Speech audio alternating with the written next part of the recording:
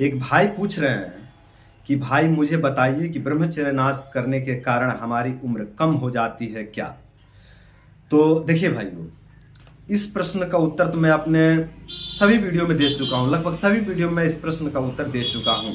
लेकिन फिर भी जब भाई जी प्रश्न कर ही दिए हैं तो भाई जी के प्रश्न का भी उत्तर दे ही देते हैं। तो इस प्रश्न का उत्तर है कि हाँ, ब्रह्मचर्य नाश करने से, बहुत ज़्यादा ब्रह्मचर्य नाश करने से उम्र कम हो जाता है। और केवल उम्र ही कम नहीं होता है, बहुत ज़्यादा ब्रह्मचर्य नाश करने से आपके बालों का बल का नाश हो जाता है।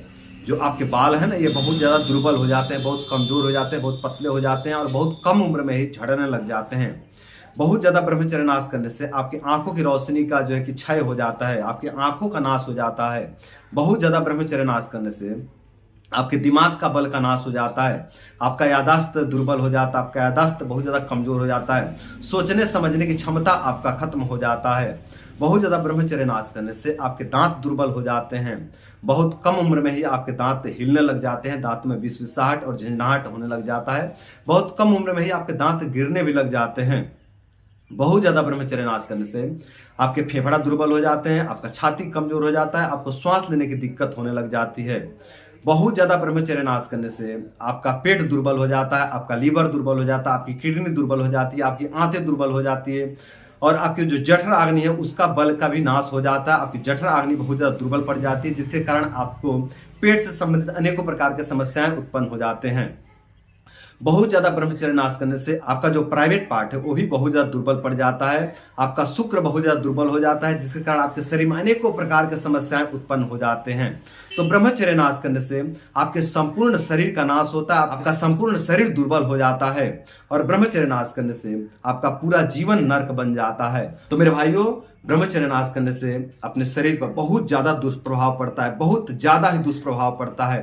तो यदि आपके साथ इस तरह की समस्या हो चुकी है कि आप बहुत ज़्यादा वीर्य नाश कर चुके हैं, आप बहुत ज़्यादा अपने शरीर का नाश कर चुके हैं, जिसके कारण आपको लगता है कि आपका उम्र भी कम हो गया है और आपको कम उम्र में जो कि बुढ़ापा दिखाई दे रहा है, आपके शरीर में अनेकों प्रकार के रोग दोष प्रकट हो गए हैं, तो मेरे भाइयों आप चिंता ना करिए, आप लोग ब्रह्मचर्य व्रत का पालन करिए।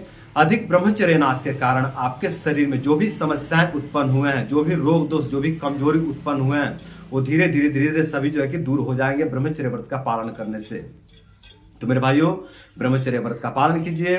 आपके शरीर में जो भी समस्याएं उत्पन्न हुए हैं, जो भी कमजोरी उत्पन्न हुए हैं, जो भी रोग दोष उत्पन्न हुए हैं, वो सभी धीरे धीरे विदा हो जाएंगे। तो धैर्य के साथ में, कॉन्फिडेंस के साथ में आप लोग ब्रह्मचर्य व्रत का पालन कीजिए।